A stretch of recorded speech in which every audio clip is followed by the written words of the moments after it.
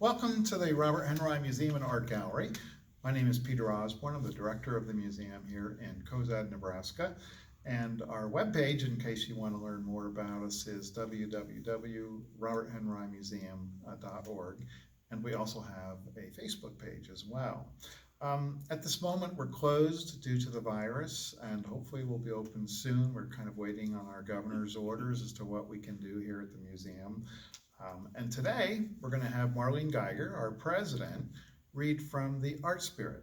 And The Art Spirit is a book that was written by Robert Henri in 1923, has a kind of an interesting history to it. Marjorie Ryerson, who was a student of Robert Henri, was responsible for creating two of America's classic art instruction books, including Robert Henri's book, but also Charles Hathorne's book called Hathorne on Painting.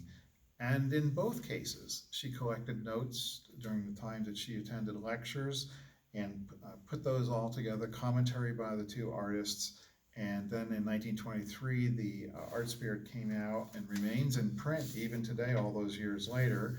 And then Charles Hathorne, who lived from 1872 to 1930, was the creator of the Cape Cod School of Art and one of her earliest instructors, and then his book was published in 1960.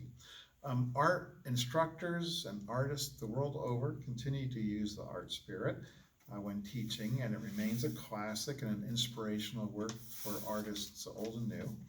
And since the time of its publication, as I said, it's never gone out of print, and if you were a serious artist taking a serious art lesson, you would be required to read this book. So we're going to turn it over to Marlene, who's going to read a couple of her favorite passages and also offer some commentary on it. Thank you, Peter.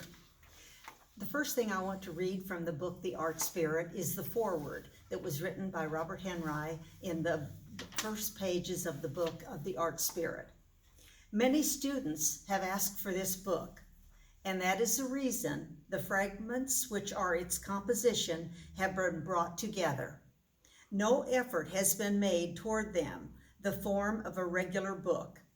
In fact, the opinions are presented more as paintings or hung on the wall, to be looked at will and taken as rough sketches for what they are worth.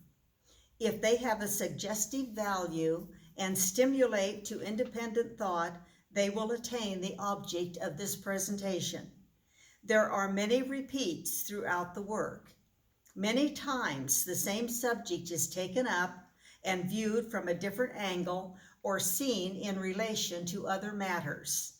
At the end, there is a complete index which will make up for the absence of chapters and sections and the general scarcity of headings. There is no idea that anyone should agree with any of the comments or that anyone should follow the advice given. If they irritate to activity in a quite different direction, it will be just as well. The subject is beauty or happiness and man's approach to its various. Robert Henri, June 1923.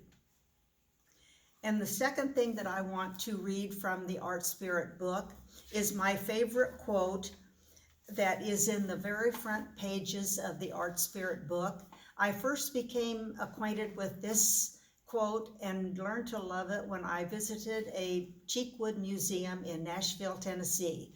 And in their catalog, this quote was featured on one of the pages with some of Robert Henri's bright colors with his bold brushstrokes.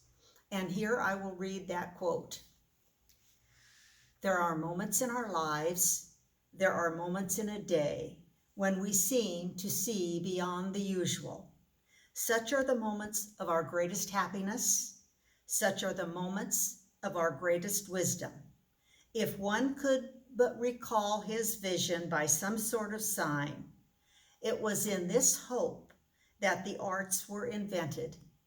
Signposts on the way to what may be, signposts toward greater knowledge. Robert Henri. So now we look forward to seeing you in person But until then, we will continue to post on our Facebook page and our web site the videos and updates of the museum. Thanks for your support of the Robert Henri Museum.